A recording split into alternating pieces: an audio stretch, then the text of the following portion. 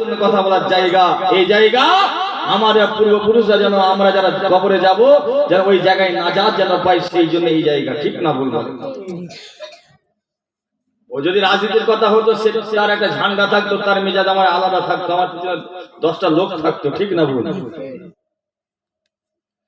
ছেলেরা, যুবকেরা, নওজওয়ানেরা ও আমার রাসূলুল্লাহর উম্মতেরা, শোনো শোনো।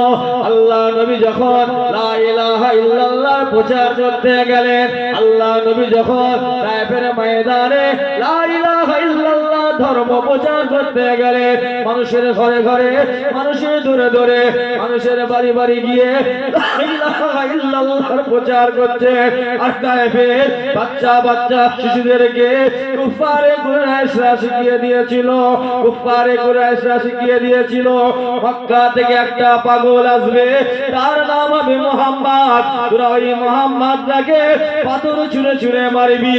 এ ছেলেরা, যুবকেরা, আল্লাহ নবী যখন তায়েফের ময়দানে লা ইলাহা ইল্লাল্লাহর প্রচার করলেন, করা শুরু করলেন, তায়েফের বাচ্চা বাচ্চা শিশুরা আল্লাহ নবীকে তারা দেখে পাথর ছুঁড়ে ছুঁড়ে মারতে লাগলেন।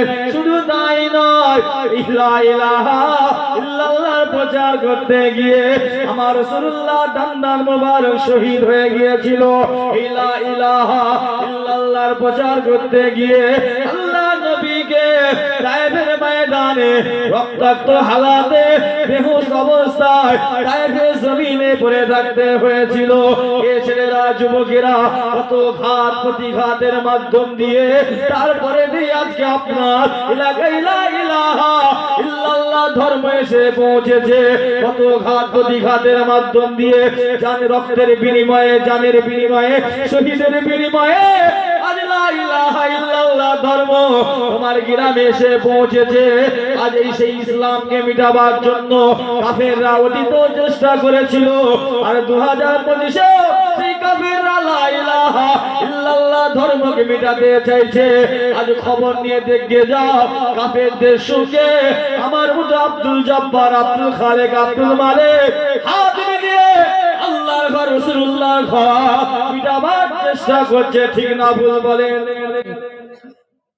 কাফেরদের সাহস হতো আমার আল্লাহর ঘরের দিকে তাকাবার, আঙ্গুল তোলার অধিকার নিবার সাহস হতো। খবর নিয়ে দেখো আমার জাত ভাই তাদের ঘরে সাপোর্ট করছে। মনে রাখতে হবে, নাজমপুর গ্রামে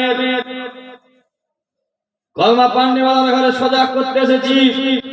অতীতেও কিন্তু রাসূলুল্লাহ সঙ্গী হয়েছিল, কলমা পড়েছিল, রাসূলের সঙ্গে নামাজও পড়তো, রাসূলের সঙ্গে সব সময় থাকতো, তথাপিও লা ইলাহা ইল্লাল্লাহ ধর্ম মেটাতে চেয়েছিল।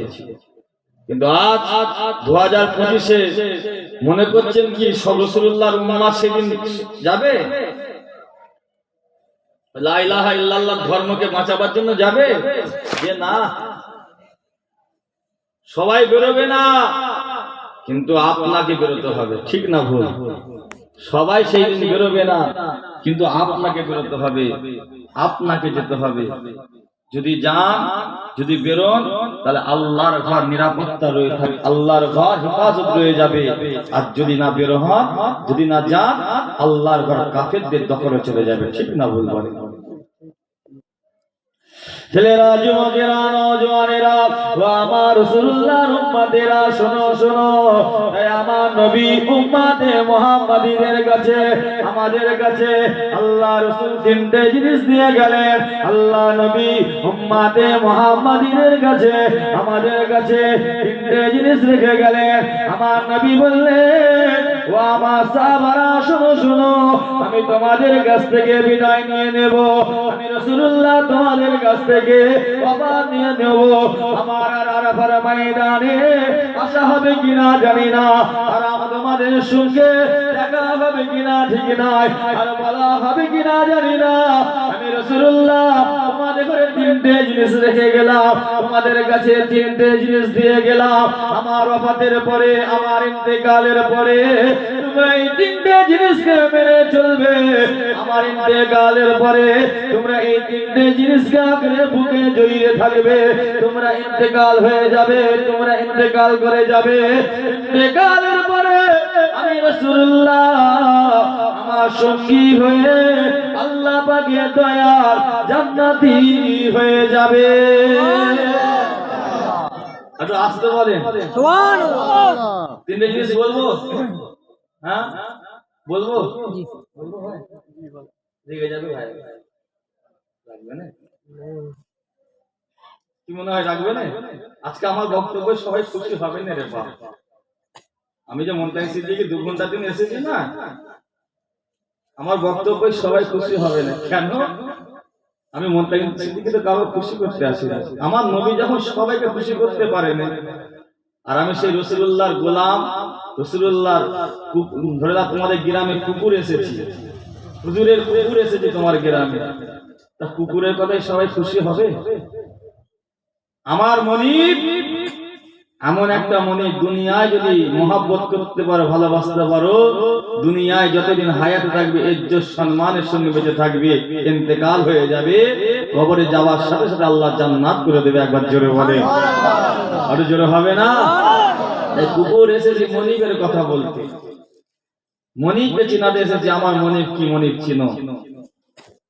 তা আমার নবী যে মানুষটা মানুষের মাল মেরে খায়নি, চিটিংবাজি করেনি, প্রতারণা করেনি, ধোঁকা দেয়নি, আমানতের খিয়ানত করেনি, যে মানুষটার ব্যবহারে কথাবার্তায় মানুষ লাখো লাখো মানুষ কলমা পড়ে মুসলমান হয়েছে, যে মুহাম্মদ রাসূলুল্লাহর ব্যবহারে কথাবার্তায় কে মুহাম্মদ কে মুহাম্মদ পাগলের মতো মাত্র মানুষ ছুটে ছুটে আসতো, সেই মানুষটাকে সবাই মেনে নিতে পারেনি।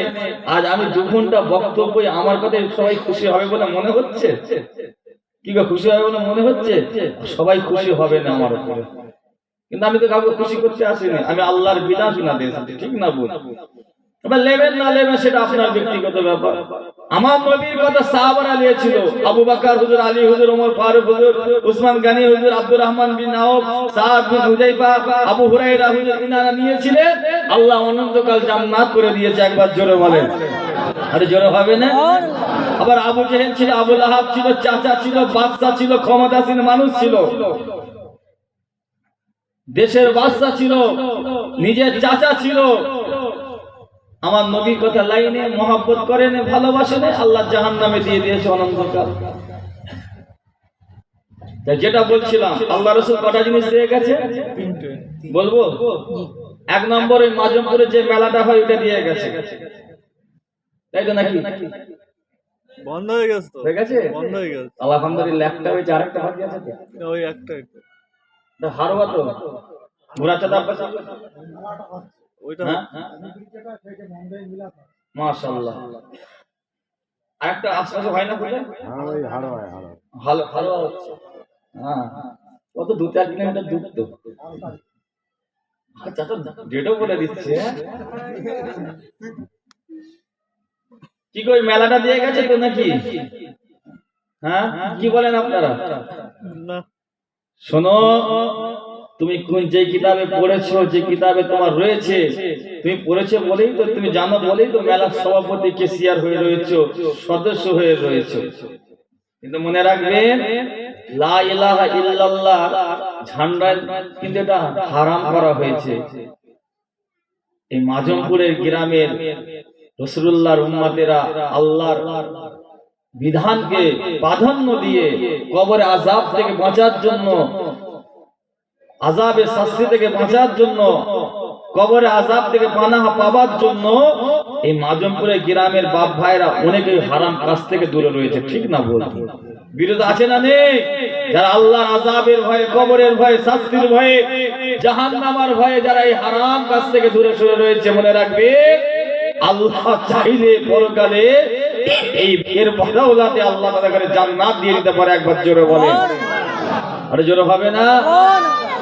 কিন্তু আবার মনে রাখবেন, এই লা ইলাহা ইল্লাল্লাহ ঝান্ডার নিচে থাকার পরেও যারা মেলা সভাপতি, কেসিয়া সম্পাদক হয়ে রয়েছেন, যারা সদস্য পদ নিয়ে রয়েছেন, মনে রাখবেন এই লা ইলাহা ইল্লাল্লাহ ঝান্ডার নিচই থেকে যদি তোমার মরণটা হয়ে যায়, যদি আল্লাহ তোমাকে তওবা করার সুযোগটা নাই, আল্লাহ যদি তোমাকে তওবা করার সুযোগটা না দেয়, যদি মরণটা হয়ে যায়, মনে রাখবে এই লা ইলাহা ইল্লাল্লাহর বিধানে কবরে যাওয়ার পরে এই মেলা সভাপতি হওয়ার পরে আল্লাহ তোমার কবরে আযাব দেবে, শাস্তি দেবে, তোমার শাস্তি হবে।